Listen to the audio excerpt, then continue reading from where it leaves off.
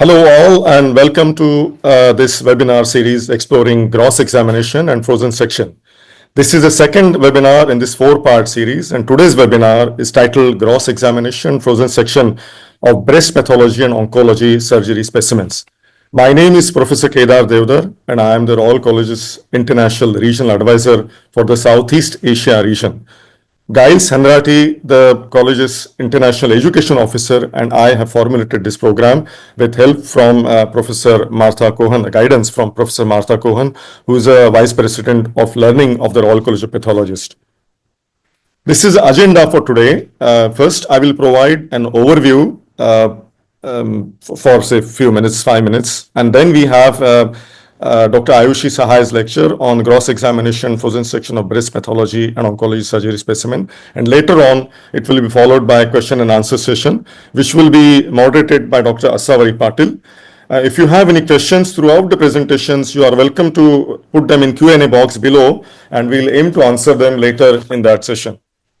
Coming to the series overview, last week we had a lecture on gross examination of and pathology of head and neck oncology surgery specimen and frozen section by Dr. Asavari Patil.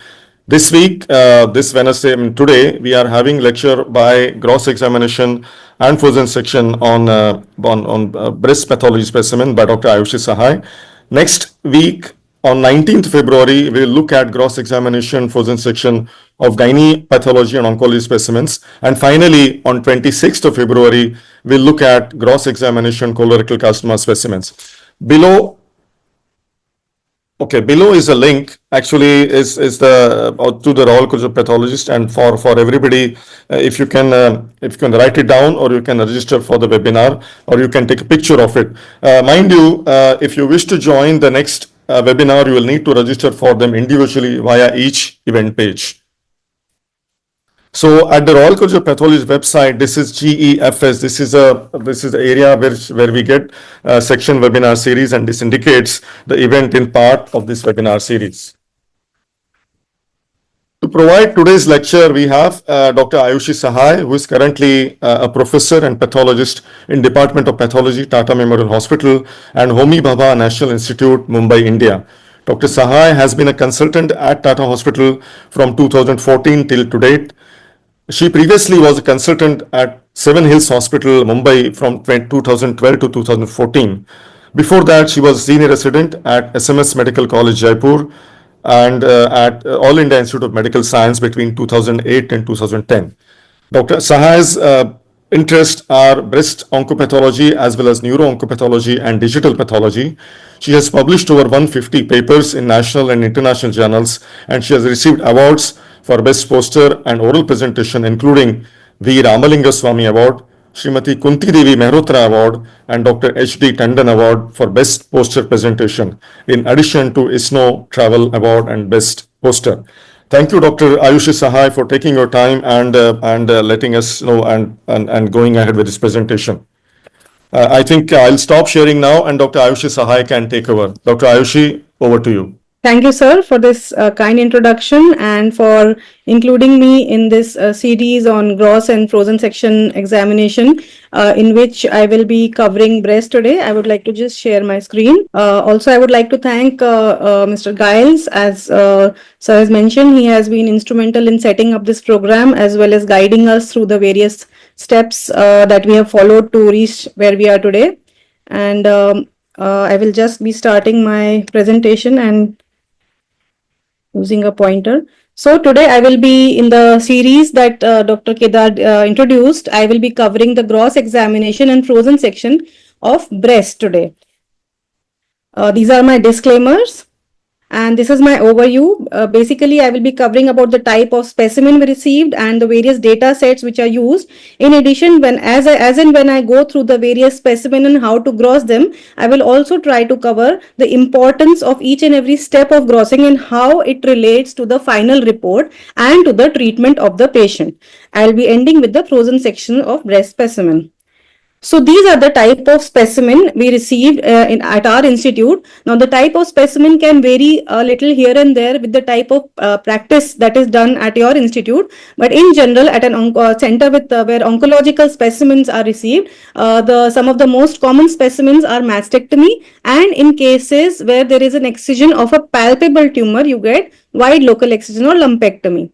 In cases when there is an impalpable mass and only a radiological abnormality has been identified or abnormal calcification, the surgeon usually is not able to identify the area of surgery, and it is done under radiologic guidance. And accordingly, we have either wire localized excision, wherein the lesion is identified by a guide wire, or under ultrasound guidance, you can have a sono-localized excision which centers around the area of abnormality. Besides that, since you are having wide excisions or excisions, you are going to have margin revisions and in some cases re-excisions. In cases of nipple discharge, the specimen received is a microdocectomy. Mastectomy, as I said, is one of the most common specimens done worldwide for breast surgeries, which can be therapeutic or prophylactic, and there are different types, including simple, modified radical, skin sparing and nipple sparing. I'll be discussing each of them. In addition, you have completion mastectomies, and these days with increasing cosmetic procedures, you can also have reduction mammoplasties. So this is the most common type of specimen, that is a simple mastectomy, wherein you have the breast, an ellipse of skin including nipple areola, and you may or may not have the attached axillary tail.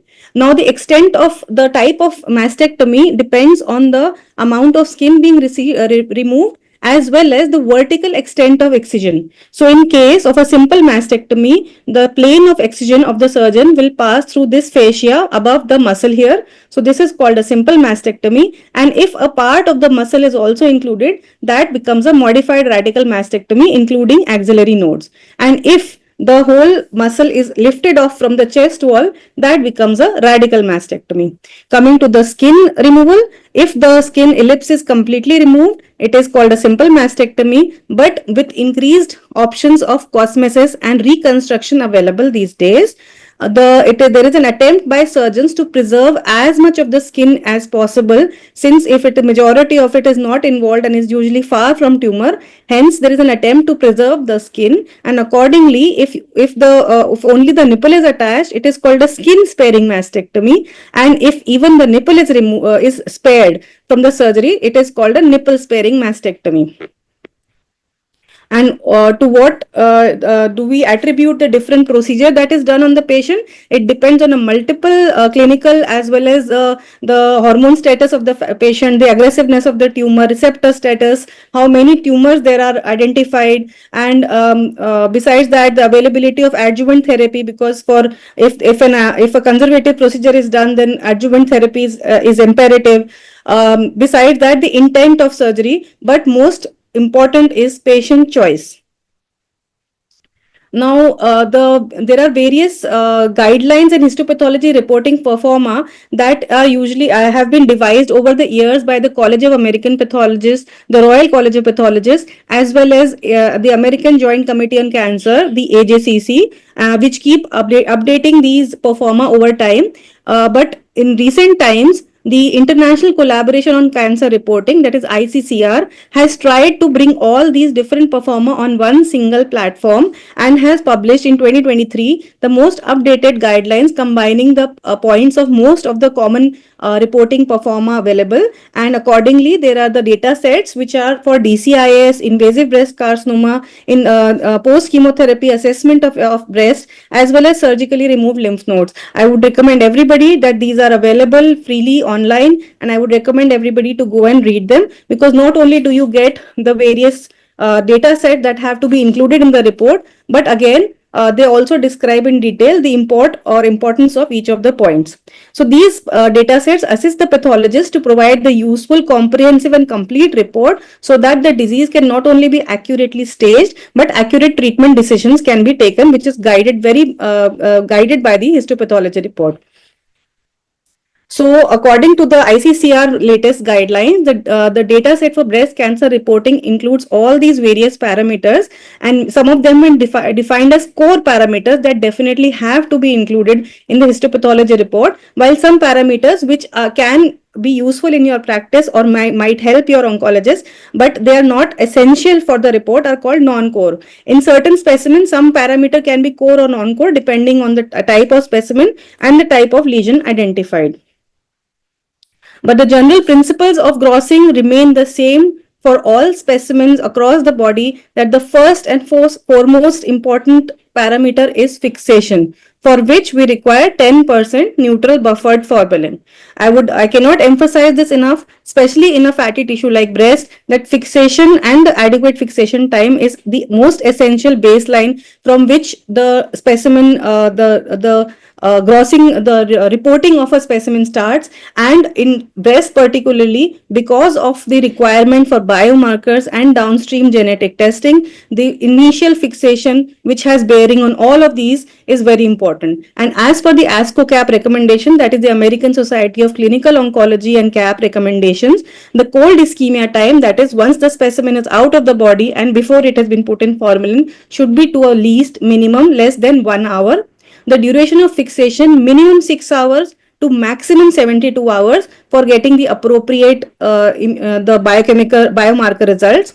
Delay in fixation leads to autolysis, tissue breakdown. It reduces the mitotic count. You are not able to see the mitosis clearly on the microscopy. The cells start falling apart from each other. You are not able to differentiate from DCIS, from lymphovascular invasion. There is loss of antigenicity and you can get false negative biomarkers.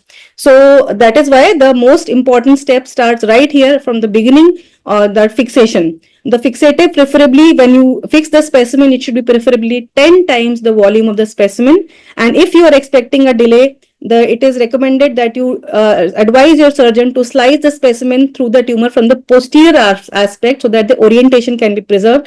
But this should be done at the very minimum. The attempt should be for the specimen to reach the lab and get fixed properly in the first place.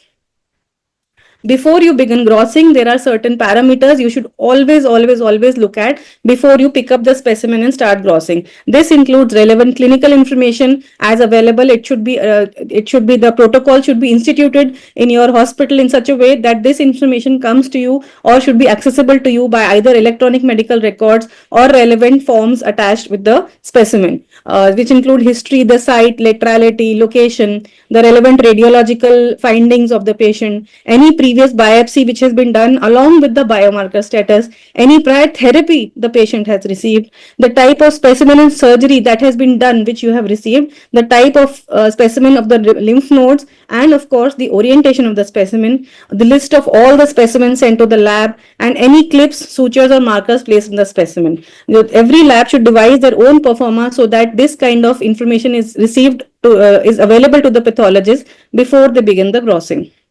So the first specimen, the most common specimen usually in most of the hospitals worldwide, is the mastectomy. So when we receive a mastectomy, what I am describing here first is a simple mastectomy. You have to orient the mastectomy. If there is an axillary tail attached, then you can keep it on the lateral side, and or it will be marked by the surgeon, and accordingly the specimen should be oriented. If no axillary tail is attached, then markers on the specimen are essential to orient. You examine the skin and the nipple areolar complex for any kind of scar, ulceration, puckering, retraction, any inversion. If you can identify any purdy orange, you also have to look for any kind of stitch or scar biopsy site that is on the skin, because that is an important indicator of where the tumor is likely to be in the specimen. Of course, you have to note the dimensions of the breast and the skin. The importance of the evaluation from the front of the skin surface is that in a more fresh specimen, sometimes you are able to identify the reddishness and the purdy orange, which can indicate an inflammatory carcinoma. Though in a specimen that is received after some time, this might be difficult to identify. These days, thankfully, we do not see specimen like this, but once in a while, you can have specimen which have kind of fungated through the breast, and it is important to document that. The nipple should be examined carefully for any kind of ulceration, excoriation, or even complete loss of the nipple, because that indicates certain diseases.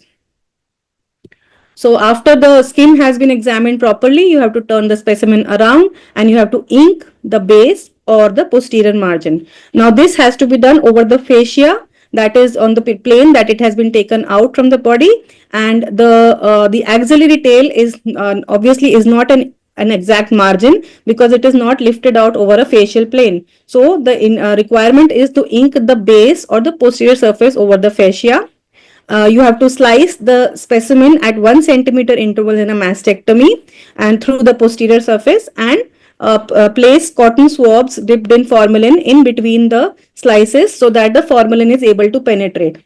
After the specimen is sliced and the cotton is placed, you can keep the axillary tail with the specimen or you can remove it, and it is placed in a large container with at least 10 times the volume of fixative and kept overnight so that the specimen can be adequately fixed. The next day, the specimen can be serially sliced from one end to the other, or you can keep the specimen intact over the skin, that is as per institutional practice. And then the description and the margin distances of the tumor have to be mentioned. The lesions, you have to be careful, especially in a mastectomy, that the lesions can be multiple, and it is better to go through the radiological details carefully to look that if there is only one specimen, one tumor, or multiple tumors are there in the specimen. You have to check the prior biopsy or lumpectomy cavity if there is any, their size, appearance, location. The tumor once identified, you have to measure the distance of the tumor from the various landmarks such as the skin and the base and the nipple areolar complex. Any kind of calcification or gritty areas identified in and around the tumor have to be mentioned, and of course the T size. The nipple and areolar complex here can be sliced in a longitudinal fashion. At our institute, it is done in a longitudinal manner to be able to see the orientation of the skin with the underlying lactiferous ducts properly. So when you are examining the specimen, many times the large heterogeneous hard tumor is easy to identify, and so also is fibrocystic disease. You can see it as a rubbery but homogeneous kind of appearance with multiple cysts, and it is relatively circumscribed. But in certain cases, you can have this kind of ill-defined rubbery appearance, which is very difficult to differentiate from a tumor. So in such cases, the most important thing is palpation. Palpating under your fingers, you are able to feel the consistency of a rubberiness compared to a hard mass. And in this particular case, my resident was able to identify a very similar looking as to the fibrocystic areas. They were able to identify a very similar looking tumor, but it was different on palpation. So palpation really helps in differentiating between a really hard mass versus a very similar looking fibrocystic disease.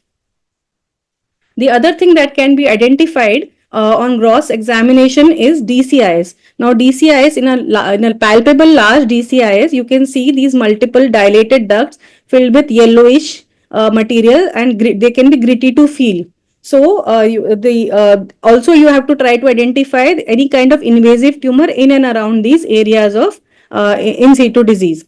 In general, the principal dictum followed is that if it is a circumscribed lesion, it is likely to be benign, and if it is a stellate or infiltrative lesion, it is likely to be malignant. But there are certain exceptions. Sometimes you can have the well circumscribed lesions which can be malignant, such as you can have papillary carcinomas, or earlier what was called medullary, but these days the triple negative lymphocyte rich medullary like carcinomas. Phyllodes can be very well circumscribed, and so can be sarcomas. And on the other hand, you can have stellate or infiltrating lesions, but they can be benign, such as fat necrosis, microglandular adenosis, and some other rarer lesions.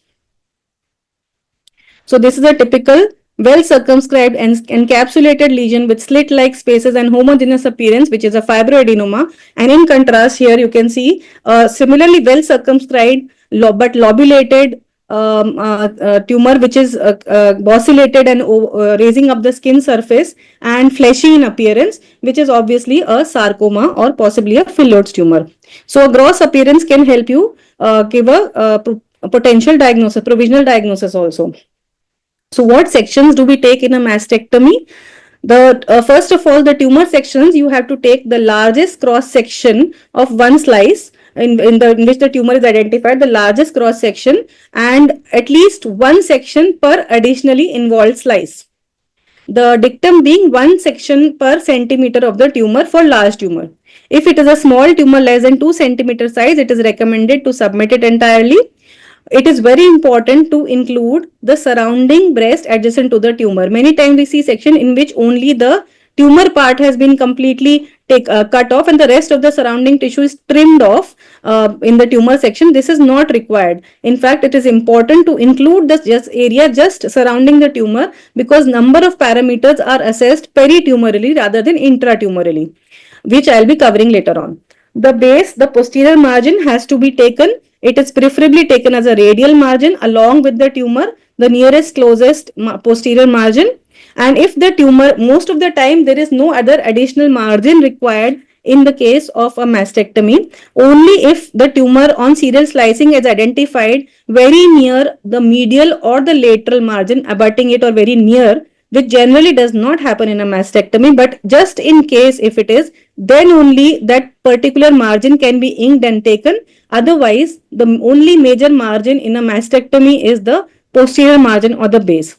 In addition, of course, you have to take the sections from the overlying skin, any scar identified, the nipple areola complex, and any other grossly or mammographically identified lesion in the rest of the breast. And again, I emphasize this, that please go through the radiological details, because in a mastectomy, in certain practices, the mastectomy is usually preferred if there are multifocal lesions. So please go through the radiological details and check if there are any other lesions, and then observe yourself on various slices to check if there are any other lesions that have to be sampled. Also, you have to take a section from the uninvolved breast. We preferably take it in another quadrant, not the same quadrant, to document any microscopic absence of spread across the whole of the breast. Now, coming to the importance of the various parameters for which we have done the mastectomy, and we have taken the various sections and we have noted down the gross findings.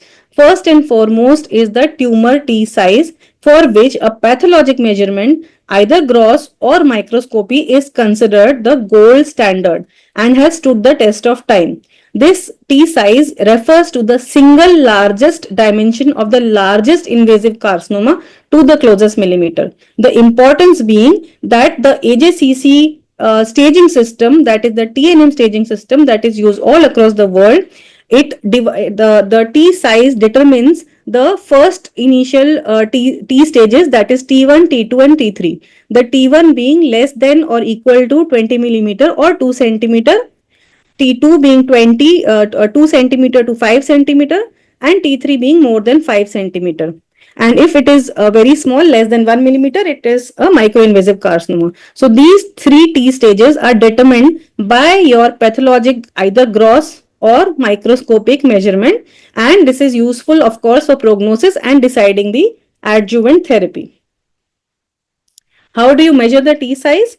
The T size includes, as I said, the largest invasive tumor. It does not include any surrounding DCIS, hence importance of identification of DCIS on the gross. However, if you are not able to identify, you can take the whole size and confirm the size on microscopic examination. In addition, if there are multiple invasive tumor, the T size refers to the tumor which is the largest.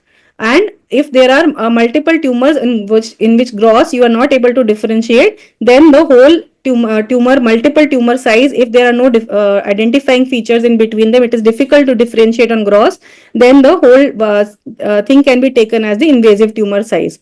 Now, by convention, it is by convention and not based on any kind of study, but it is by convention considered that if we identify two tumors in the gross, and they are of the same histology on microscopy and they are less than 5 millimeter apart, then they are possibly thought to be kind of pseudopods or three-dimensional joining of the same tumor, three-dimensional outpouching of the same tumor. So if there are two lesions that you see which are within 5 millimeter apart, they are considered to be the same tumor, while if they are more than 5 millimeter apart, then they are thought to be of different tumors. So it is by convention.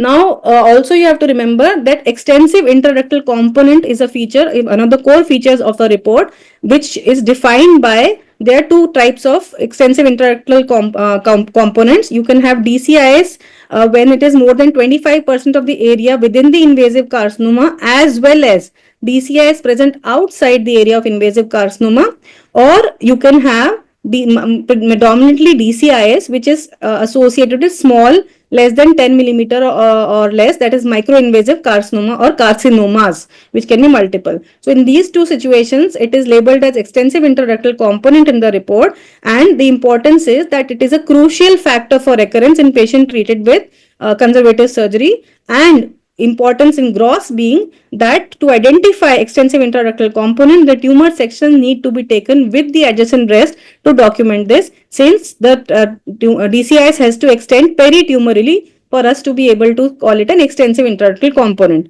Hence, as I said, you have to sample the tumor along with the surrounding breast parenchyma. Similarly, lymphovascular invasion that is also a significant factor for local and distant recurrence, and the criteria for diagnosis of LVI is that it must be present outside the border of invasive carcinoma. That is one of the primary criteria used, and it should be 1 millimeter away from the tumor. Hence, also to identify this kind of lymphovascular invasion, you have to sample the tumor with the surrounding breast tissue. Now coming to the very important distinguishing between multifocal tumors and multicentric. Now standard teaching used to be that if it is within one quadrant, it is called multifocal. If it is different quadrant, it is called multicentric. But these quadrants actually are devised by they are not naturally present in the body and have just been devised as a way to describe the various quadrants. So tumors actually do not follow these quadrant lines. So currently the convention used is that if the tumor is more than 5 millimeter apart and less than 5 centimeter apart, it is multifocal, and if the tumors are more than 5 centimeter apart, they are called multicentric. And as I said, that within 5 millimeter, they are considered part of the same tumor, but more than 5 millimeter, they are considered two different tumors. And how do you confirm that they are not a part of the same tumor is we take a section known as the intervening parenchyma. Now this multifocal and multicentric classification is required for planning of radiation after the radiation boost after the whole breast irradiation, and it's very effective in reducing local recurrences. Also, multifocal tumors indicate aggressiveness. So also it is important to document, and is identified in the report by a prefix that is small m, multifocal or multicentric. So how do you take the intervening parenchyma? If the tumors are very close, like more than 5 millimeter apart but less than 1.5 centimeter, and it is not possible to take a section in between, then you can take a section in which both the edges of both the tumors are there and the intervening parenchyma can be examined. But more commonly and recommended is that as far as possible, you should try to take a section that is perpendicular in between the two tumors, so that the maximum surface area of the breast parenchyma between the two tumors can be seen in one section. I'll just show how this is important. So if you have two different tumors and you took the section in between them and examined this, and the intervening parenchyma is not showing any tumor, then it becomes a multifocal disease. While if you have taken a section in between, you are not seeing any kind of communication on the gross, but on microscopy, once the section is taken and the intervening parenchyma is showing tumor, that means both the nodules that you are seeing on gross are somewhere connected in 3 dimensions, and thus the tumor, the T size becomes the largest, widest dimension of both the tumors as well as any intervening parenchyma, and then the T size increases and the tumor is not staged as a multifocal disease. So this is just an example to show in which in a resection resident of ours was very diligent and identified actually 4 tumors in different areas: upper outer, lower inner, retroareolar, and also diligently documented the distance between the tumors, as well as took the section of intervening parenchyma. And as you can see, the first tumor, yes, there is a tumor, and the second is tumor, but in the intervening there was no tumor. Similarly for the second tumor and the third tumor, and however the fourth tumor identified turned out to be benign, So these intervening parenchyma were not relevant. However, with the presence of 3 different tumors, it was labeled as a multicentric and different quadrants, as well as you can see the distance was also more than 5 centimeters. So this was labeled as a multicentric disease. While in this case, there was one tumor which was 3.5, another that was 1.4, and in the intervening parenchyma, as you can see, there was presence of tumor. Hence, the total T size became addition of this plus this plus this. So, the total T size became 7.7. So, the importance being that here you were staging the tumor as a T2 disease if you were taking only the largest dimension of the largest tumor. But once taking the intervening parenchyma section and confirming presence of tumor in between, the total T size became a T3 stage. Now, the next importance of the grossing in the report is identifying the extent of tumor. Now, the extent of tumor is basically decides the T4 staging, in which if the tumor is ulcerating the skin, or there is presence of extension to the chest wall, then it becomes a T4 stage.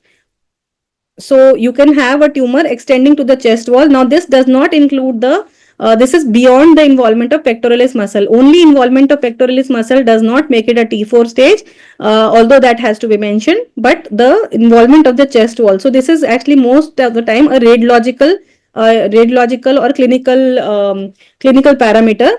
However, presence of ulceration of the skin is a parameter that is identified grossly as well as microscopically. And in the presence of ulceration, the section should be taken from the edge of the ulcer so that you can document ulceration of the skin. Now, coming to the next type of mastectomy, the skin sparing. Now, as I said, in a routine mastectomy, the only major margin is the posterior margin.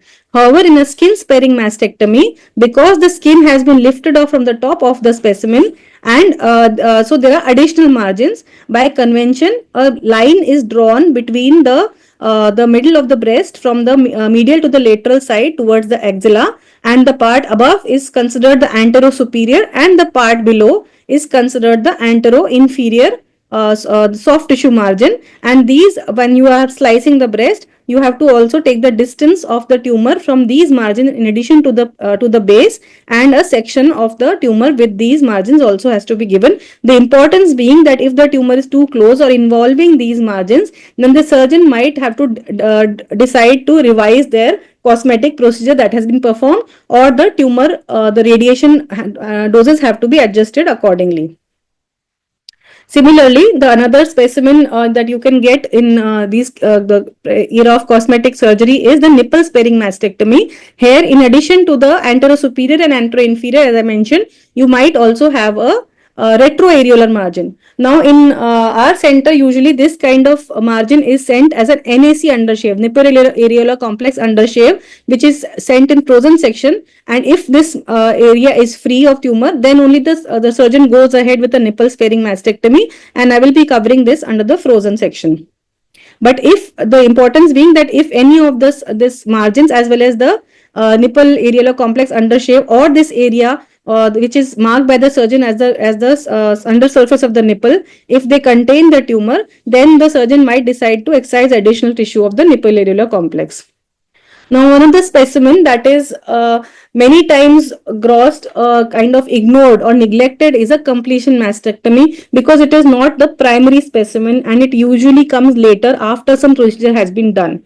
But I would like to signify that, convey that there are various types of completion mastectomy, and according to the indication, again the grossing of the mastectomy becomes very important.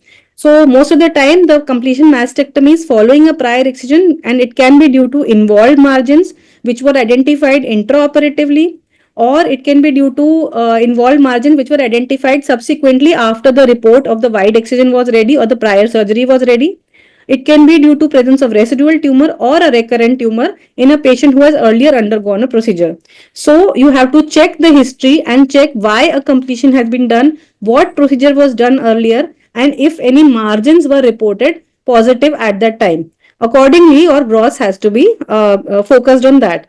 So this is a type of specimen in which on-table decision to do a completion mastectomy has been done. So patient will have a specimen of a wide excision or maybe a larger incisional biopsy, which will be a separate specimen which you have to gross separately, as well as you will have a mastectomy in which you will have this kind of defect on the skin as well as an underlying cavity. Now there will not be any response or reaction in these cavity walls or the skin because it has been done on table in the same sitting. Importance here will be that you have to identify that which margin is close or positive in the corresponding wide excision. In that area, you should try to sample the cavity of the mastectomy that you can see grossly. The other specimen that you can have is a completion mastectomy with an old heel scar. So it is important in a specimen that is labeled as completion to identify that there is a prior surgical scar and how long ago the surgery happened. So this scar can give you an indication of where possibly a recurrence has occurred. Also, most of the time the area of the scar, if you serially slice well, you will be able to identify the site of the prior surgery. You can also have a large recurrence occurring within the completion mastectomy. So how do you gross the completion mastectomy? Once you have taken the slices, you have to try to identify, as I said, in a primary specimen on the same sitting, if the completion mastectomy has been done, there are not going to be many changes except for the cavity defect. And then you can orient according to the margin that was reported close and sample the cavity walls. In a specimen in which there has been a surgery, say few weeks or months before, you might see a small cavity, or you might see this kind of yellowish discoloration indicating fibrosis or sheets of macrophages which have accumulated here, and a scar like tissue which can the scarring of fibrosis which can extend up to the skin or the overlying scar. So this area should be identified, and any kind of solid mass in and around this area, because that is the most likely common site of recurrence of the tumor in the walls of the prior surgical cavity. You also might remember that you should check the radiology, that there might be that the tumor has recurred not in the same quadrant or the same resection, but elsewhere in the tumor, elsewhere in the breast. So you might have the prior resection cavity here, but a tumor that is little far away. So again, you have to sample it in a way that a primary specimen would be sampled, as well as taking the intervening parenchyma between the prior surgical site as well as the new tumor that is identified. So how much should you sample in a completion mastectomy? You have to take sections that are 2 times the largest dimension of any cavity identified or any fibrotic lesion identified. So 10 cassettes if you are seeing a fibrotic lesion or cavity of around 5 centimeter. Rest of the grossing will be similar to the first time mastectomy. Now coming to the next specimen, that is wide local excision, which is increasing these days. So the aim of a wide local excision or a breast conservative surgery, as it is called, is to reduce tumor burden while maintaining the appearance, and which is the most crucial factor for a pathologist in the report is the status of the margin. And what is a positive margin? Positive margin by definition is presence of tumor actually on the ink. So how do you sample the margins? So if you were to sample the tumor and you take the lumpectomy specimen like a ball, there would be many sections required to sample the whole 3-dimensional sphere, that is the specimen, or all the margins of the specimen. So by convention, to limit the number of specimens, the sections that have to be taken to sample the margin adequately, it is best to imagine the specimen as a cube with a tumor somewhere in the center of it, and then in a cube we have 6 surfaces, that is the top, the bottom, the sides, and the anterior posterior. So accordingly, we are able to limit the number of sections to at least 1 per surface. So you can take the tumor along with the relevant closest margin, and if required, additional margins can still be taken, but still in this manner, by imagining the specimen not as a sphere but as a cube, you can limit the number of sections. So this is a specimen that is taken out, and if you imagine this as a cube, generally the orientation provided to us by the surgeon in such a specimen is a short superior thread, a long lateral thread, And if the skin is not provided, then the skin is also identified. So you have to remember 3 directions you have to orient the specimen in to get your 6 surfaces or margins, that is the short, superior, long, lateral, and a black thread or the skin in the anterior direction. So accordingly, in this kind of specimen, if you have received, you first orient the specimen according to the margins, imagine it like a cube, and accordingly we ink the specimen in different colors using a convention. At our institute, we use a particular convention. It can vary as per your institute, and you can ink the different surfaces in different colors.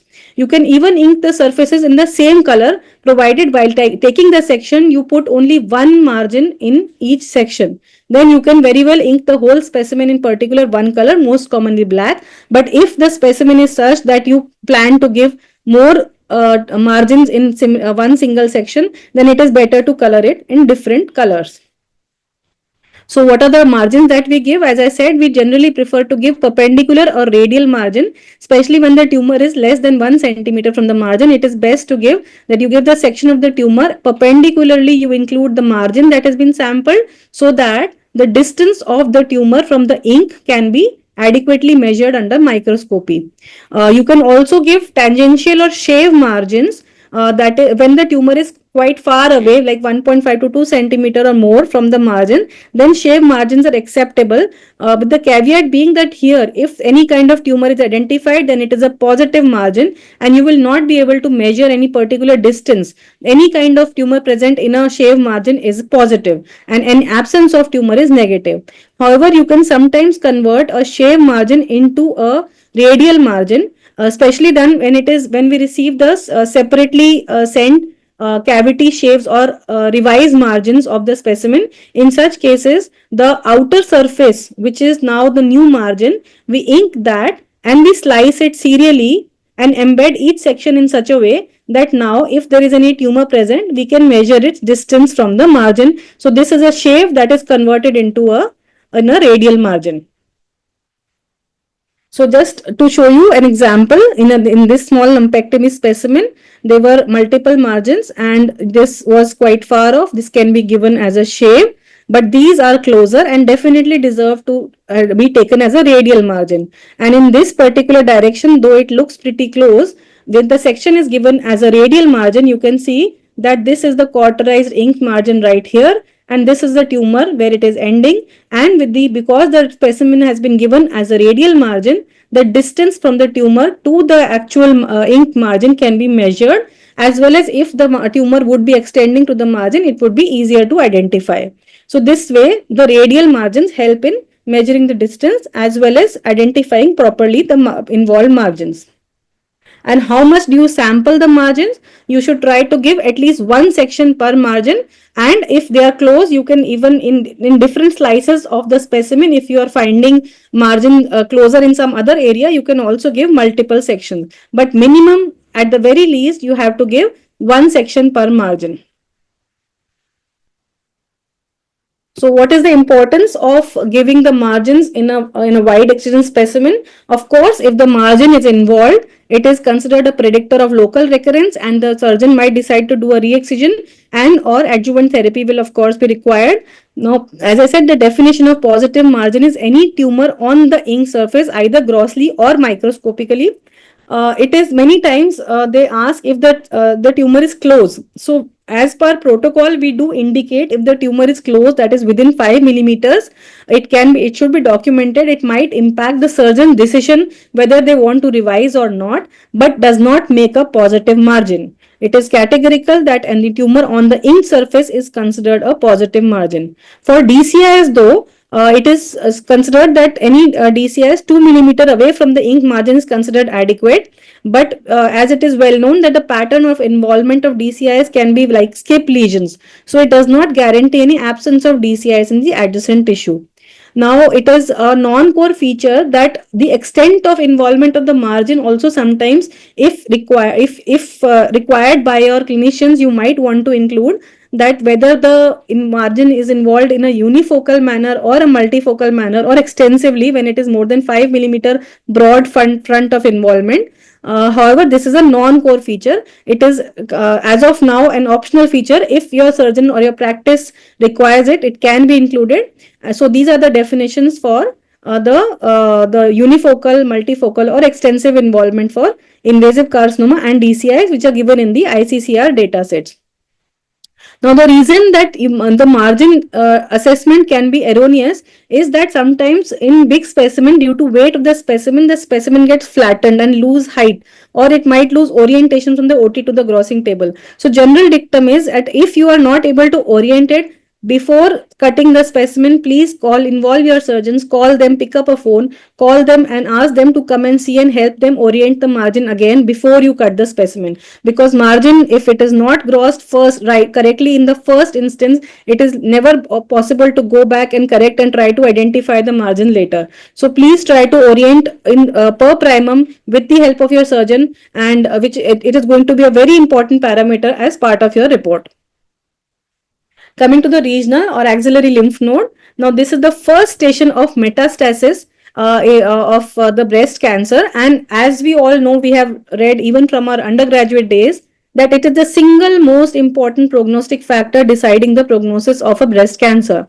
Now, also you have to, in addition, give the size of the lymph node, the metastasis, and the importance being that the large size of metastasis predicts risk for non-sentinel lymph node involvement, and you have to include whether there is presence of any extranodal extension or not, which predicts a higher number of positive nodes.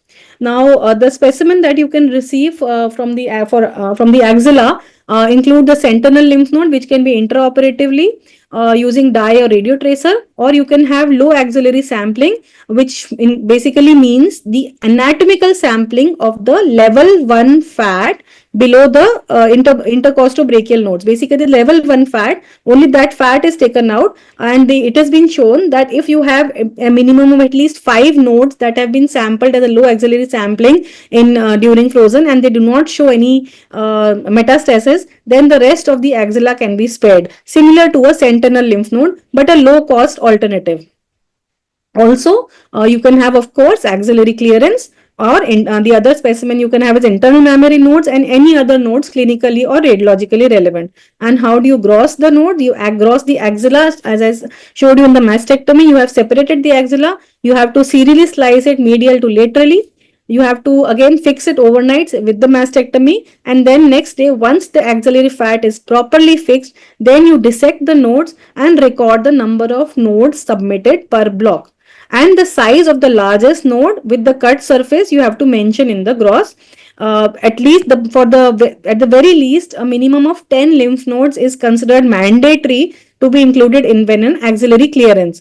And if you are not able to identify any nodes, it is recommended that the axillary fat has to be extensively sampled, even entirely if so required, to document that there are no nodes. This is especially important in cases of post-chemo assessment where nodes are difficult to identify. And how do you gross the node?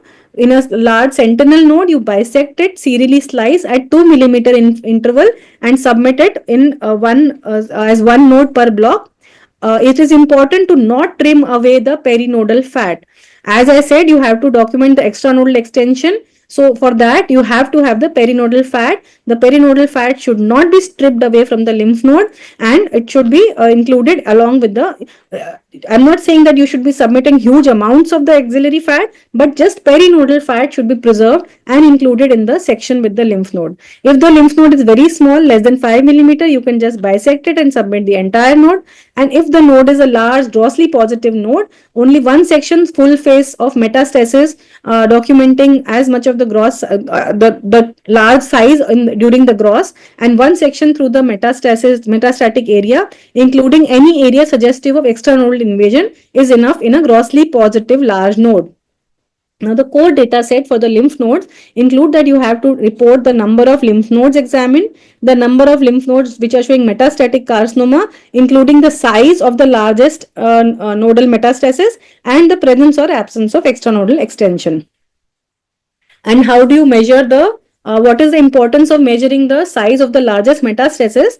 That if you have, as per the AJCC, macrometastases are considered more than 2 millimeter and micrometastasis is less than 2 millimeter. You can have isolated tumor cell clusters which are less than 0.2 millimeter or 200 cells.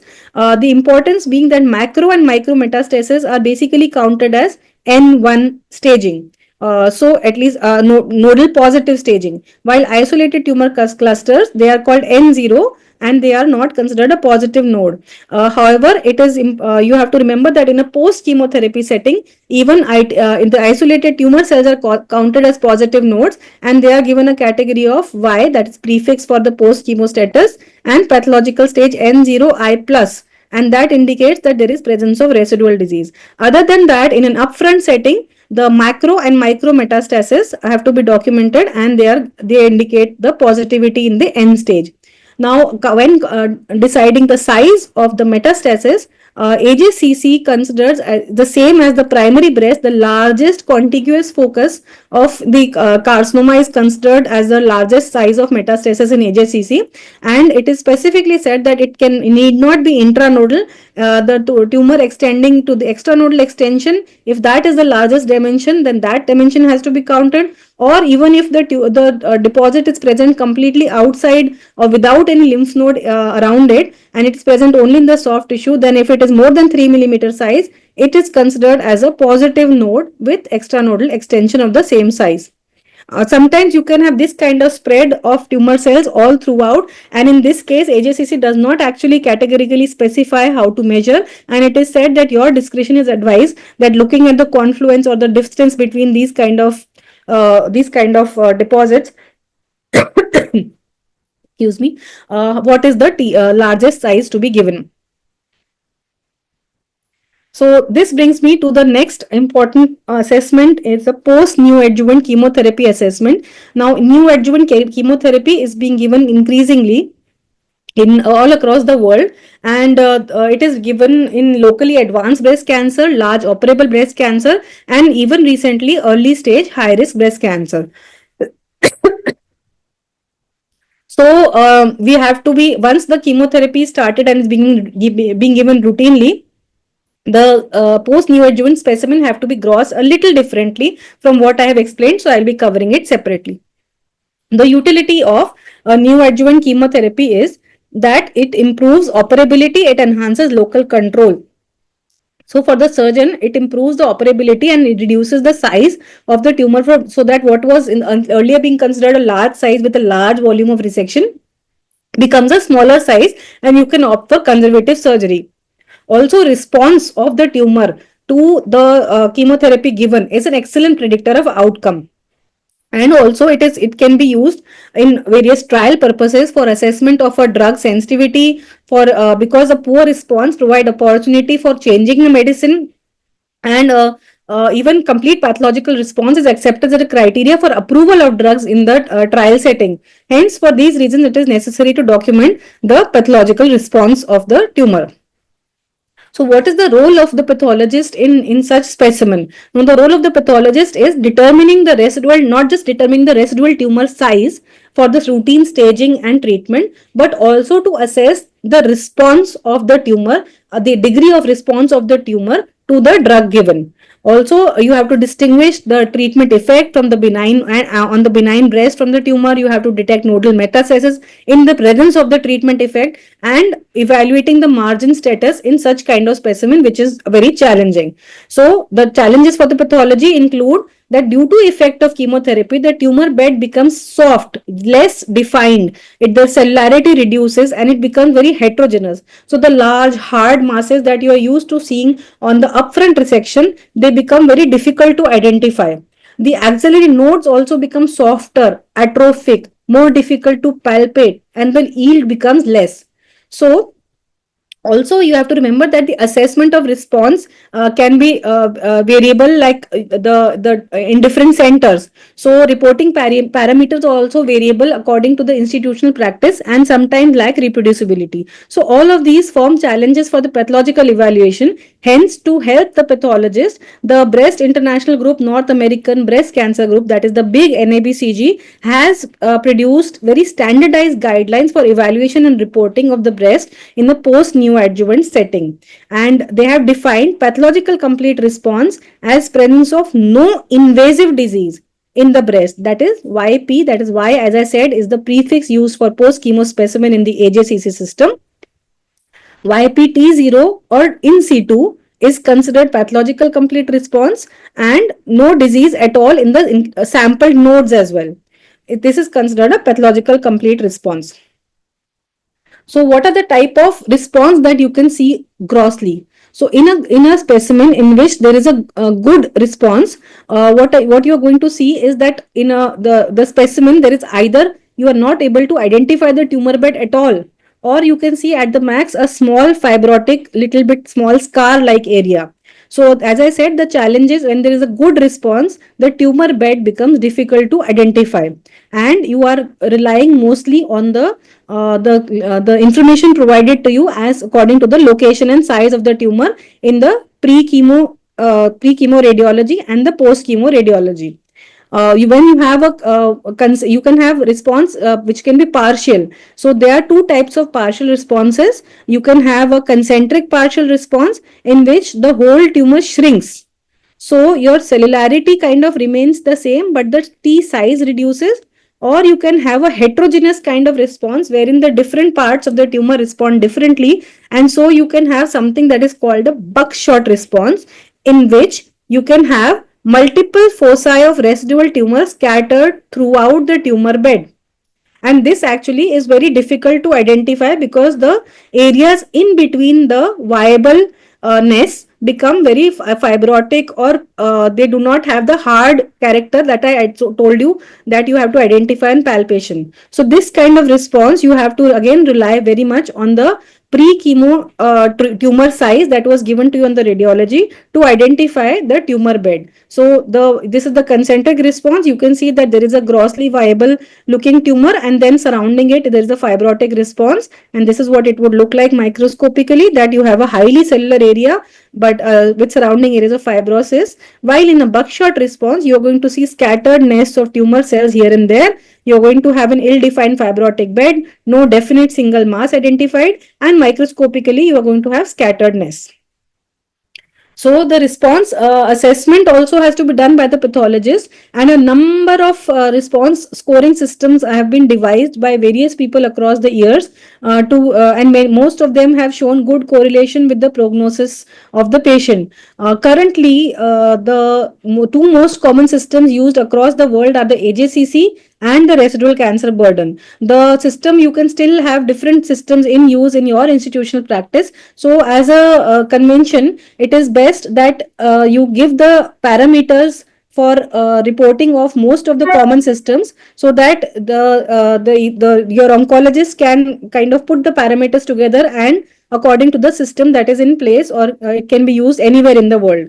So in AJCC, actually there is no additional information that has to be given, except that you have to prefix a YP size and the TNM staging as per the current AJCC rules.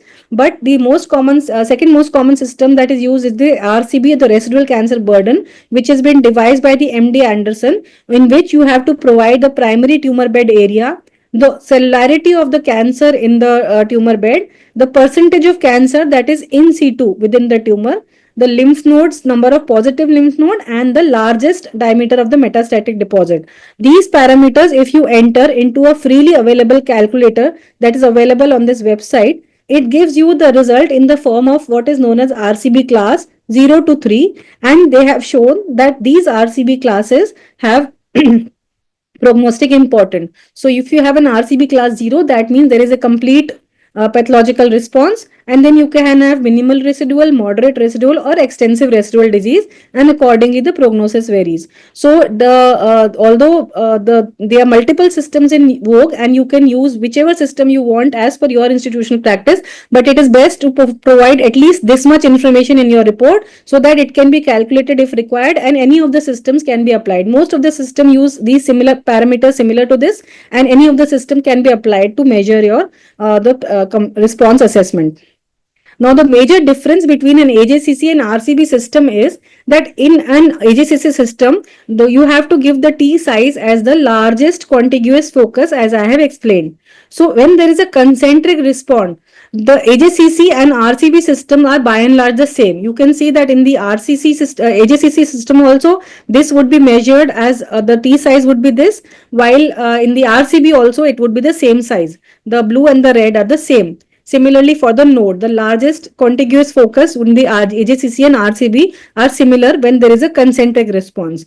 But the difference comes in a buckshot pattern or partial response, wherein the AJCC, the T size would be much smaller with the largest contiguous focus only, while the RCB system will include the span. The largest span of the tumor is considered the T size in the Rs for calculating the RCB scoring. So this is where the RCB and AJCC diverge, and in our institute we generally make it a point to mention the tumor bed size as well as the largest contiguous focus of the tumor. So how do you go about grossing these specimens? Once you have sliced the specimen, you identify the tumor bed and give the largest 2 dimension, and you submit the largest cross section of the tumor in an oriented grid diagram. You can make the diagram on your accompanying histopath form, or if you can provide a photograph, radiograph as per your practice. We generally provide a good, nicely drawn gross diagram showing the grid and the sections that have been labeled, and this grid, basically gridding of the tumor and corresponding diagrams, helps you to estimate the cellularity of the cancer relative to the gross T size, and you can revise it if discrepant. So this is the kind of tumor bed that was identified. The sections were given, and you have 5 sections in which there are tumor in different cellularity all across. So average cellularity is given per slide, and you can make a total, the final total of the average cellularity can be counted by adding up the percentages and dividing by the number of sections, and the percentage of in situ disease can be estimated. So if you are the grossly identified tumor is the same as you are seeing in the sections, then you can give the gross T size as your RCB T size. However, if the tumor is extending beyond the grossly mentioned T size, or if it is much smaller than the grossly mentioned T size, then with the help of the grid diagram, you can revise your microscopic T size, and that will become the final T size. And as I said, the measurement of the T size is one of the important criteria in your report.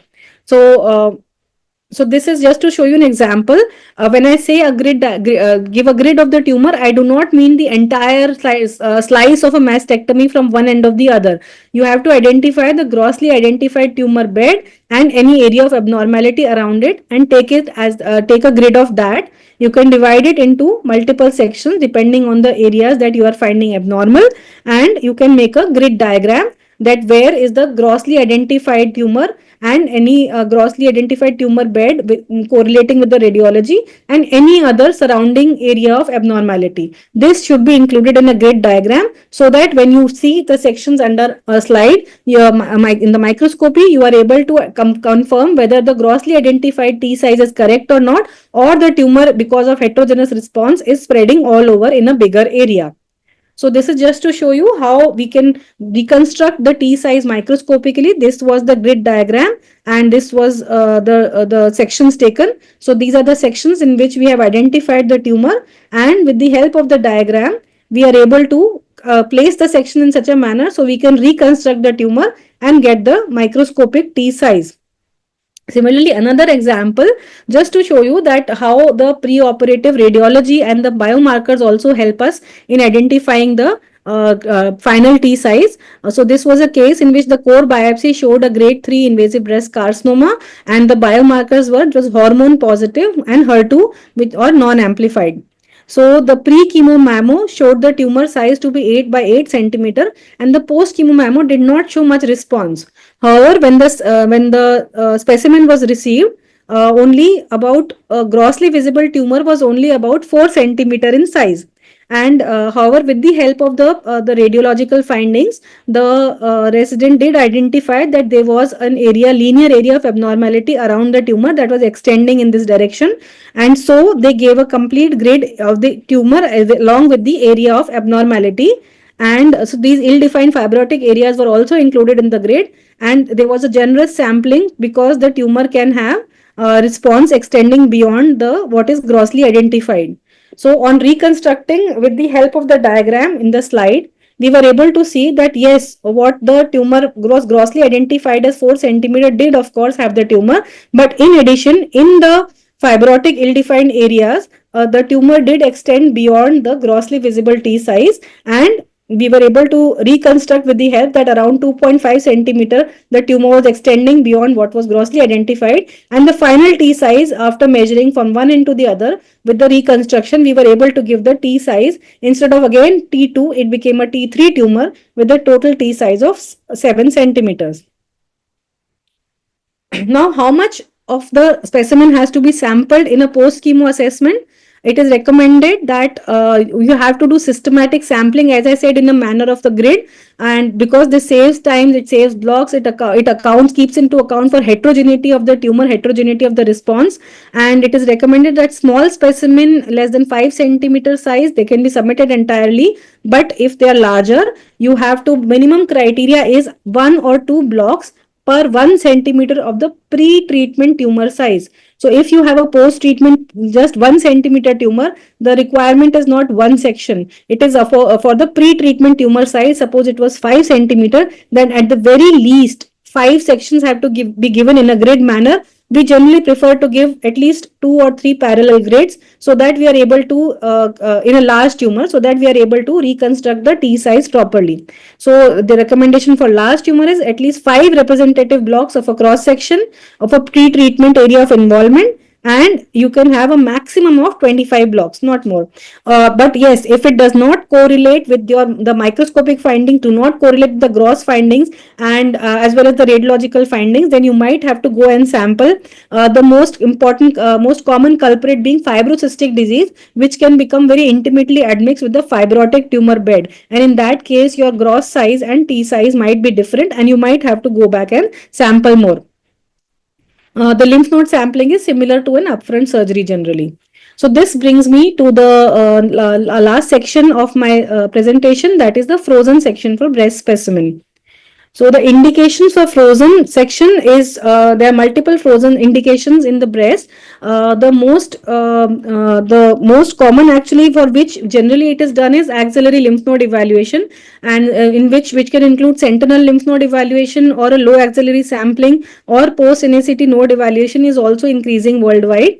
You can have the assessment of resection margin, which I'll be covering in detail later. This is a less common indication. Or you can, the important indication for frozen is primary diagnosis of any other lesion which is detected intraoperatively. This is excellent modality for small non-palpable lesions for the surgeon to decide whether they want to increase their extent of resection intraoperatively. Also, primary diagnosis to confirm the diagnosis of carcinoma if the initial aspiration or core needle biopsy was inconclusive prior to the surgery, that can be done. However, it is preferably considered better to do a core needle biopsy. But in case there is an urgency and a radical surgery is planned, then in such cases to confirm the diagnosis of carcinoma, primary diagnosis of the frozen can be done. Sometimes a patient presents to us with metastatic disease and is already is directly presenting to the emergency with some complication. In such cases, to institute the treatment for the confirmation of malignancy, a frozen section of core needle biopsy is considered acceptable, and then the initial diagnosis of malignancy can be rendered on the core needle biopsy, and the core needle biopsy report can be considered for the biomarker and alteration of treatment. But for the initial institution of treatment in the emergency situation, even frozen section of a core needle biopsy is acceptable. In addition, we get frozen sections for the nipple margin, as I told you in the nipple sparing mastectomy specimen, that you can be having a nipple and undershave or the subareolar tissue that is sent for frozen section evaluation. So limitations of frozen actually is the same as limitation in the breast is same as limitations in the rest of the body, that it is a costly and time consuming process. It requires the immediate availability of pathologist and technician. The report has to be done in the shortest possible time. Importantly for the breast, there is of course, as you know, abundance of fatty tissue which is difficult to freeze and cut. It is not, and not just difficulty, but because of the presence of fatty tissue, the sections can break or float. So, or become folded. So the frozen section evaluation in the breast is very technically challenging. Also, when they have limited tissue available, or when the lesion is very small in size, then it is better that the lesion is sampled as a routine in paraffin processing rather than frozen, because the tissue can get lost in the reduced in the frozen, and the final diagnosis might get hampered. Also, the frozen almost all, like it is a dictum that it should be performed only as a guide in determining the course of action of the surgeon in the operating room, not to satisfy any curiosity, not to satisfy any conveying any immediate report, but where it alters the management of the patient intraoperatively. So always make it a point to understand why a particular frozen has been sent to you and how it is going to impact the surgery before issuing the report. Now there are some relative contraindications for doing frozen in the breast, and this might vary institution to institution. It is as per institutional practice, but in our institute, for frozen for margin assessment, because of the fatty nature of the margin, and because you might need more sections to confirm whether a margin is how close or how far or involved or not, and there is a high chance of sampling error. With a high volume practice like ours, we generally do not routinely assess the margins for frozen section, and we prefer to instead give the gross margins. And it is said that if there is margins are grossly free, then there is no additional role of a microscopic frozen section evaluation. Another contraindication is when, as I said, when a small lesion size, then the frozen artifact might render the permanent section suboptimal, and for downstream biomarker testing. So in such cases, it is best to avoid frozen section if there is no primary diagnosis and the lesion is very small in size. Then it is better to go for a permanent sections. And also routinely the diagnosis on frozen might need to be deferred for a permanent section if the lesion is suspicious for a papillary neoplasm, because that confirmation of the diagnosis in a papillary neoplasm requires extensive sampling, as well as might require immunohistochemical testing. When you have ductal or lobular borderline lesions such as low grade versus an ADH versus a usual ductal hyperplasia, then it is best to defer for a permanent section in such lesions. And if you have a stromal or a vascular lesion, then it is again better to refer for a permanent section. Now, in our practice, approximately 20 to 35% of the frozen section are from the breast, and in worldwide, generally the accuracy rates vary from 94 to 99%. Again, similar to grossing, before frozen section evaluation, you should always maintain a checklist of information before you do the frozen section. This includes, of course, the clinical information, any primary diagnosis is already there or not, any treatment history in particular there or not. Check the indication for the frozen section, how your surgical decision or the frozen section decision is going to impact the surgical decision. A gross examination should be, again, a quick but meticulous gross examination can help you avoid a sampling error. You have to again orient and ink the specimen, and you have to contact the surgeon in case of any query or orientation. Embedding of the tissue, that it should be oriented properly with the cutting face should be towards the knife. So just to show you a few examples, that this was a patient 75 female in whom a biopsy was attempted elsewhere, was non-diagnostic, and the patient was insisting on surgery. So a frozen section of the tumor was done for primary diagnosis, and this was is a low power mount of the same, and you can see that on a higher power, infiltrating nests of tumor cells, you can see in a very lobular pattern, were identified, and this was confirmed on the permanent section as presence of invasive carcinoma.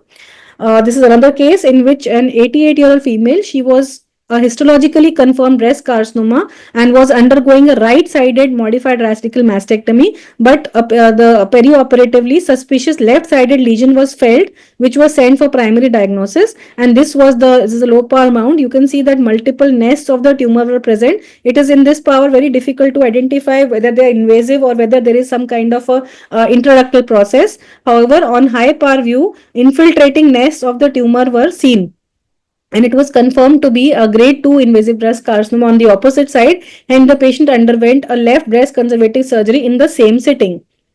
Another case in which there was an operable breast cancer and the patient was planned for a conservative surgery, and there was a radiological retroareolar asymmetry for which a nipple areolar complex undershave was sent for frozen, and this was found to showing normal compressed large lactiferous ducts towards the base of the nipple, and thus there was no abnormality or in situ as well as invasive tumor identified, and the patient underwent just a BCS. So how do we just here quickly I will just tell that how do we get this nipple undershave the tissue.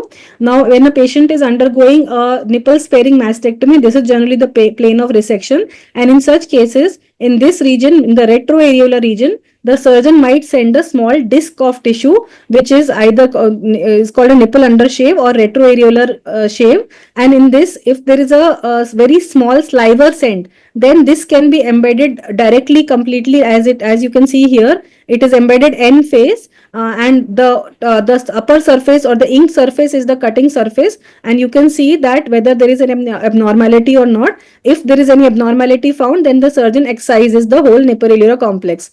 However, in certain cases you can have a little thicker amount of tissue, and again you can have ink on the operated surface just below the nipple. So in such cases, if the tissue is little bit thicker, it can be sliced serially with one side being inked, and then when you see the specimen that is embedded with these cut slices, you can, if a lesion is identified, the distance of the lesion to from the ink can be measured.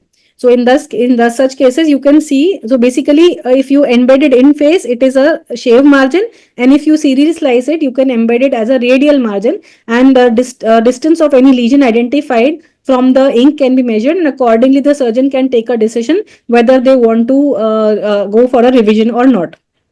This is another case in which a patient was planned for a nipple sparing surgery and the nipple undershave was sent, and this was also embedded end face, and you can see that there is a tumor that is involving here, infiltrating the tissue, and this was also confirmed on the final paraffin evaluation, and the patient underwent an on-table nipple excision. Axillary lymph node sampling I will not be covering much, as you all know that if axillary lymph node either which can be sentinel or low axillary sampling, if the node is positive, the patient will undergo an axillary dissection and clearance. But if it is negative, then the patient can preserve, the axilla can be preserved so that there are less downstream complications. Now, as I was mentioning, the frozen section for margins, why we do not prefer it. So as you can see, unless you have an ample amount of time is given for the breast to the tissue, fatty tissue to freeze properly, when you get the section, you are going to have a lot of folding, cracking, and breaking off of the margin, and your ink can go from here to there anywhere, and which can result in a falsely positive or a falsely negative margin. Hence, if at all, if there is a very crucial decision which is required, maybe a lesion that is identified, a separate lesion from the main tumor that is identified near a margin. So in very select indication, the selected margin identified by the surgeon is only sent for freezing. And you can see the difference, how much difference is there between the frozen margin and the final paraffin. In the final paraffin, the fat, after being properly preserved, you can measure the distance as well as you can see the orientation much better as compared to a directly frozen fat in during a frozen section. So that is why, for this reason, we only recommend that it is done in our practice at least, because it's a high volume center, and the amount of time, the number of frozen that are going out and in time, it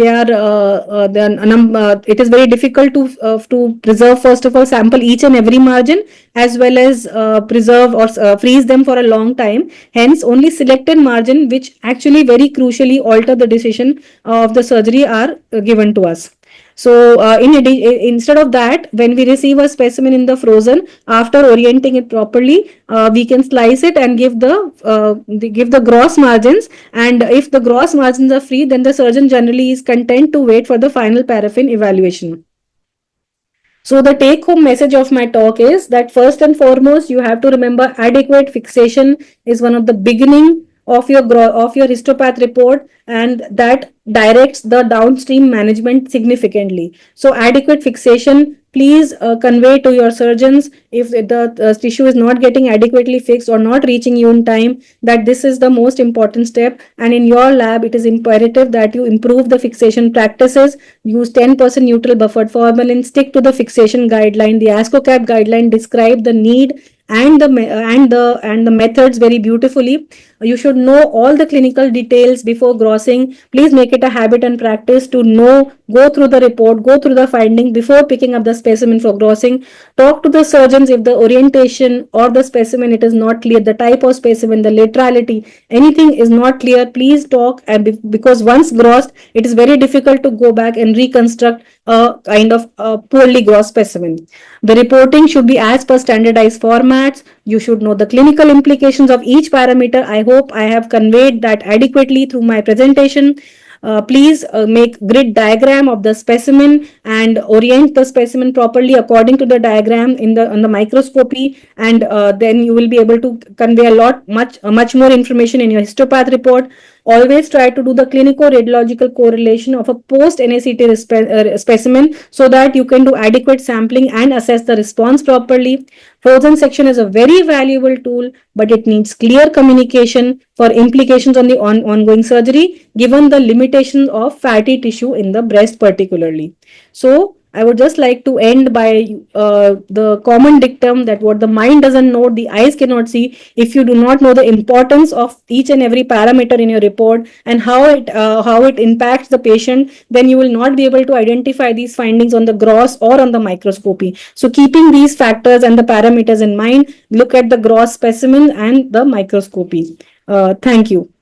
Excellent, Dr. Aisha. Thank you very much for this very informative and engaging talk covering all aspects of grossing breast specimen as well as about the frozen section in breast specimen. And we do have some questions.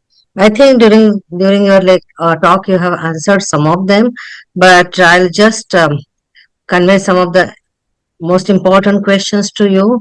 So the first one is, I think the people want to know what is meant by longitudinal slicing of nipple areola complex.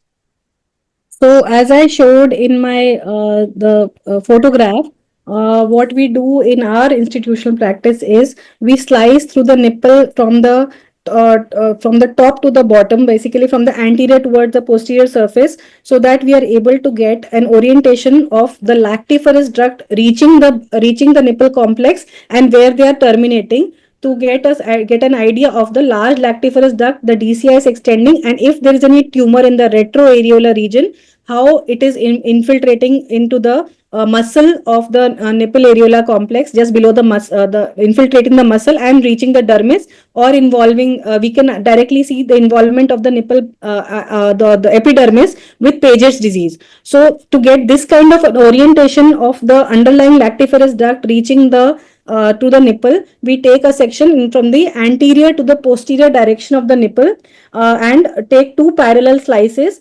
We try to sample the nipple entirely in this manner. If we take 2 or 3 parallel slices, we are able to get the full anterior to posterior extent of the nipple areolar complex. Now, in some centers, there is also a trend of like a practice of doing it in a medial to lateral manner. They slice and you get circular discs of the nipple from anterior to posterior rather than the longitudinal or the full face from nipple from the anterior to posterior. So that there are two alternative methods. We prefer to do it from the anterior to posterior, a full slicing of the nipple, so that we can get the orientation properly.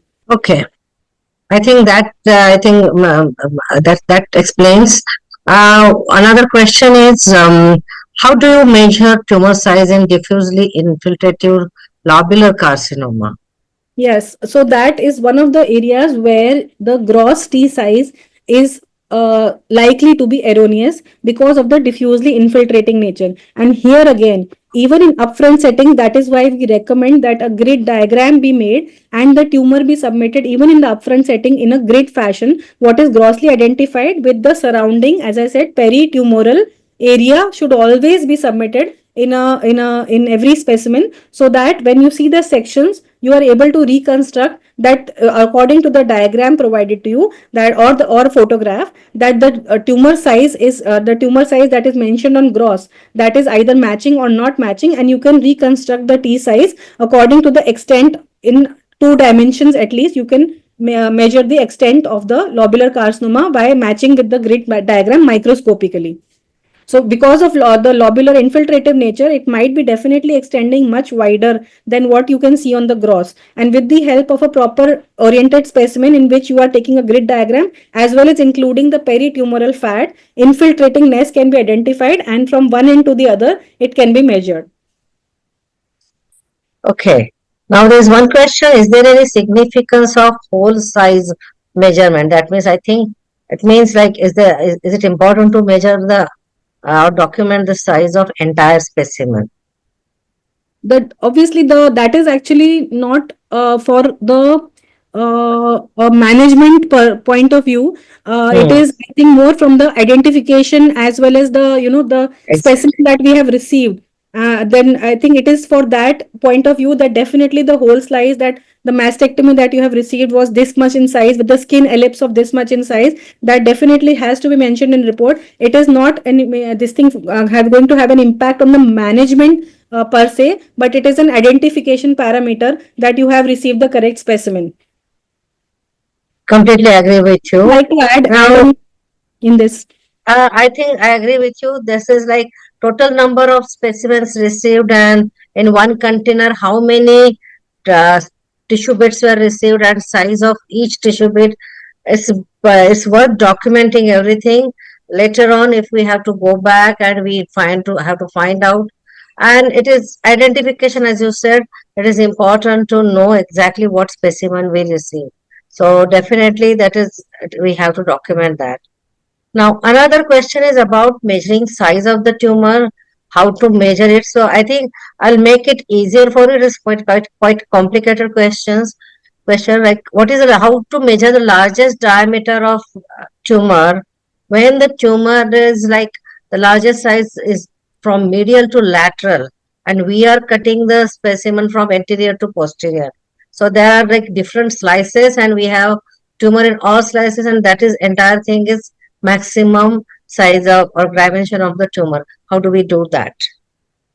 So if I understand correctly, uh, the specimen, if suppose you have sliced the specimen from the medial to lateral direction, and Exactly. you are trying to identify the T size. Now what you are seeing is basically the two dimension of the anterior posterior and the and the superior inferior direction in the slice. Yeah. But if when measuring the specimen, when you are cutting the specimen, that time the gross dimension, you can feel the tumor from which slice to which slice it is extending. And as I said, the standard thickness, if you maintain 1 centimeter thickness, you can measure like in between there are two slices, so they are 2 centimeter, and then the third slice you can give a slightly finer cut and check whether how far in that last slice it is extending. So in that way you can hold your scale and measure from medial to lateral direction also, even if you have cut the specimen into slices.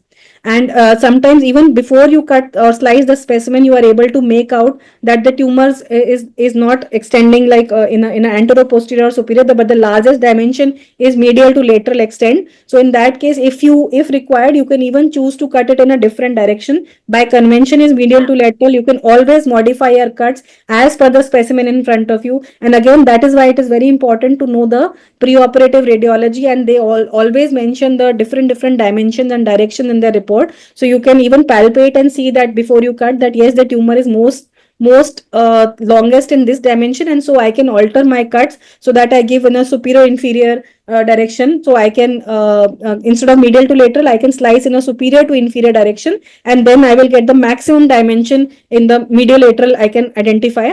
Or you can also reconstruct it in the gross, this thing, that even though you have cut it in the medial to lateral, you were not able to identify it before you cut, but you can measure the T size by measuring the thickness of the slices from one slice to the other, how many slices are there in between, and the last slices, if you are not able to know exactly where it ended, you can give a slightly finer cut once it is fixed. Yeah. So basically, total slice thickness, all those slices, including we can measure it, or we can cut the specimen in another direction if we know upfront which one is the largest plane of the tumor, right? My dimension of the in which plane the largest size of the tumor is. Okay. So now the next question is, can you elaborate on chest wall structures that are involved to qualify for PT4A? So That means they want to know whether it is just muscle or rib or any other structure. So basically chest muscles and rib. So generally, if in a routine, even radical mastectomy, generally the specimen is removed up to the pectoralis muscle, and the specimen is lifted off. Only very rarely will you have even an underlying rib excision attached with the specimen. That would be extremely rare in today's day and age. So that is why I said it is more of a radiological extent, that pre-operative radiology will tell them whether the tumor is extending into the chest wall, and accordingly, that in that case the mastectomy will be more of a palliative or a rather the reduction, sorry, the tumor volume reduction mastectomy, and there you might have a positive margin even in your even after the skeletal muscle. So basically the chest wall includes the chest muscles and the ribs, and it is not just the pectoral muscle. The pectoralis muscle is not part of the PT4A. So it is more of a clinical and radiological finding whether chest muscle are being infiltrated or not. But the grossly, we generally do not get that specimen except when they might send it separately as another specimen. But in the same specimen, we generally do not get the attached chest wall and or the rib muscles. We will maximum get till the pectoralis muscle only in a radical mastectomy. So that is the extent you can document, but that is not PT4A. That is why I mentioned at the time that this would be more of a clinical and radiological staging, that the chest wall is involved. We might have separate specimen in which we can document the involvement of the tumor, and then we can maybe give it, if it is part of the same surgery, then maybe we can give it as a PT4.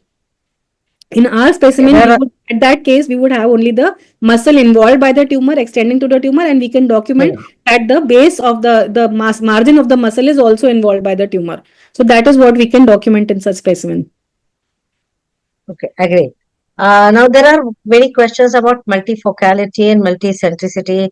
So I think you have explained that, but still I think you can just comment on, like, if there is DCIS between the two foci, so what could be the exactly size of the tumor, one thing, and first thing is how to diagnose multifocality in treatment naive cancer, and if there is DCIS in between, in treatment naive specimen as well as in post anesthetic specimen.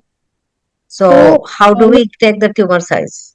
So in the as per the AJCC system, the T size is or the largest tumor of the largest invasive tumor. It does not include in situ tumor. So if you have two different tumors, but the intervening is showing DCIS, then it is still two different tumors. As per the AJCC, the DCIS is not considered presence of invasive tumor.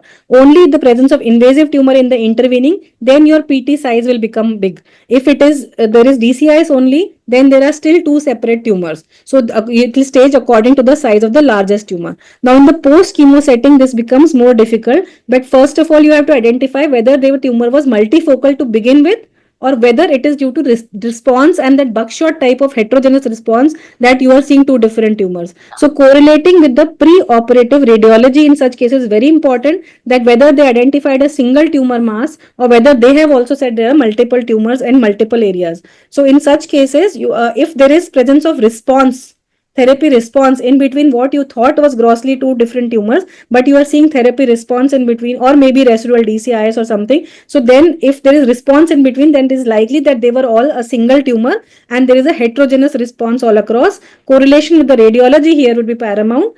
But if you are seeing two different tumors even in a post chemo setting, and the intervening is showing nothing except Lemmy's foci or DCIS, it would still be staged as two different tumors, and you have to give the response assessment of the largest tumor in such cases. Okay, now there are 2-3 practical questions. One is, if there is visibly gross extensive DCIS, do we need to sample entire DCIS? Yes, excellent question. I'm glad somebody has raised this point. So yes, if there is a grossly identified DCIS, Now, grossly identified DCIs can have micro-invasive or even tiny macro-invasive foci scattered all across. So it is in the initial sections, even if you do not get and you're getting only in situ, in a large palpable DCIs, you are finding only in situ disease. Definitely, you have to go back and sample more and try to sample the whole DCIs entirely, because that will change your staging considerably. You might have get foci of micro-invasion, or you might even find foci like of as I said, with extensive intraductal component, you can have multiple foci of invasion, and the largest focus in that context, it could be even a small, like 0.5, 1 centimeter, very small T size, but still an invasive tumor that can be present anywhere in that large area of DCIS. So it is extensive sampling is the only thing that can help you correctly stage as well as diagnose in such cases. Now, there is one question: is seeing pseudo-orange skin grossly, but not identifying dermal lymphatics invasion by tumor histologically enough to stage the tumor as PT4? So, actually, in such cases, the purdy orange and the clinical what do you say? The clinical diagnosis of purdy orange is generally more considered as a this thing. Purdy orange Yeah. is generally not identified only in very fresh specimens. Sometimes it is received, just within very short time to the lab. Then while fixing, you might identify a little bit of purdy orange, but generally it is not usually identifiable to the pathologist, because once the specimen is out, the skin becomes very flattened out, and it is generally not easy to identify a purdy orange. You cannot even differentiate it sometimes from age related wrinkling of the skin. It is very difficult to differentiate. So rather than relying on purdy orange, sections taken from the overlying skin in where you are suspecting that there is some kind of edematous looking skin, you have to sample more of the overlying skin in such cases to identify the dermal lymphatic involvement, which can help the clinician to make a diagnosis of a PT4 stage. Purdy orange, though sometimes you may be able to say it, but most of the time it is better to if you are suspecting, to take more extensive sampling of the skin. Yeah, I agree with you. So basically, we have to find out it microscopically.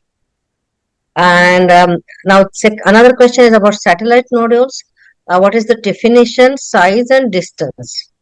So satellite nodules, as I said, by convention, again, it is by convention only, that if it is within 0.5 centimeters or 5 millimeters, you consider it a satellite nodule, and you can mention the size, okay, that this is, but if it is, within the 0.5 centimeter, then you have to include it as the part of the main tumor, and the PT size will become including the satellite nodule and the whatever 2-3 millimeter 4 millimeter distance that is between the two tumors. Now if you have a separate nodule, then again you have to stage it as a multifocal disease. So actually satellite nodule terminology, if it is very close, though you might be seeing small deposits here and there. If it is within 5 millimeter, it is part of the main tumor. If it is more than 5 millimeter, then it is a multifocal disease. Okay, thank you. That's how you have answered another question, which was about how to diagnose multifocality. Now there is one or two questions I'll tell you before we conclude the question session. If the nipple skin is ulcerated in a case of Paget's disease, would that be considered as PT4B? No. So, Yeah. yeah. So basically, when there is page involvement of the nipple by Paget's, you can have overlying epidermis sloughing off with the presence of the basement membrane being intact below the epidermis. So that is still not considered an ulceration by the tumor. The ulceration of the tumor generally refers to the tumor that is coming up from below and ulcerating the skin. So that is the context of a PT4B. The ulceration of the nipple skin epidermis only due to the Paget's is not considered PT4B. It is still in situ disease. Another thing that you have to remember is that you can have the ulceration of the epidermis, even the involvement of the dermis alone, that I think forgot to mention, that if the dermis alone is involved by tumor, that also does not make it PT4B disease. The actual ulceration of the epidermis, the loss of the epidermis, full thickness loss of the epidermis is what is staged as PT4B. So full thickness loss by invasive tumor Invasive and tumor. not by DCS or Paget cells. Right. Just one more question, and I think we need to stop here. Why you are not inking the axillary terms? Sometimes lymph node metastasis extend to the resection margin in the axilla, which will require additional treatment with radiation. So in such cases, generally what I say, as I said, was that there is no facial plane in the axilla. There is no facial plane. Yeah. When you're there removing the axillary fat, it can even be piecemeal, or it can be like, even if the axillary fat is removed, there is no facial plane through which they are dissecting. So generally the margin terms is reserved for more of a facial planes where there is a revision to be done. Now in such cases, if in the axilla there is extranodal extension which is reaching the what it looks like the fat margin. Now you might have taken the section in such a way that it looks like it reaching the margin. In the 3 dimension, whether it is not, that is also one question. But more importantly, in when there is extranodal extension, which we have documented, the patient is going to receive adjuvant radiation to the axilla in any case. So there is no as of now any recommendation from the breast. As madam knows, there is from the head and neck side, there is a recommendation that the ink of the nodes has to be the axillary, so not axillary, the head neck resection, it has to be the tumor, the infiltrative extranodal extension reaching the margin has to be mentioned. But in the breast, as of now, there is no indication that it gives any additional benefit if we mention that the extranodal extension is reaching the margin of resection, and which is very difficult to determine in any case, that where is the margin of excision exactly in an axillary sampling. And even if it was, the tumor, the extranodal extension is sufficient for the subsequent management of the tumor. Right. Thank you very much, Dr. Ayushi. I think now I'll give it over to Mr. Gail Sanrati. Thank you, guys. Thank you very much. I appreciate that. That was good to see such an engaging Q&A session. Well, this brings an end to today's webinar. So the next one is going to take place next Wednesday, on Wednesday, the 19th of February. It's going to start at 1:30 GMT, that's UK time. So if you're joining outside of that time zone, just be aware of the time difference. We'll be starting up promptly at 1:30. And the link here that you can see on screen is the link to the conference webpage where you can register. And then we have another webinar on Wednesday 26th. And as Kedar mentioned at the beginning of the webinar, you need to register for each individual webinar respectively. So for this session today, the recordings will be uploaded to our website. It will take about 2 weeks to get it uploaded because we're going to download it, edit it, and then get it uploaded to our website. So within about 2 weeks, you should see it on our college website. And just so you know, after this webinar, you'll receive a feedback form. It's literally going to take, less than 2 minutes to complete. We really appreciate your feedback. It helps us understand, how to make these webinars as beneficial as possible. And that brings us to an end. And I just want to thank Dr. Ayushi Sahay and Dr. Aspari Patil, and of course, Kedar earlier for moderating the webinar session. Thank you so much for your engagement and for everyone else for joining and for your great questions. Thank you so much, and we look forward to seeing you in the next webinar.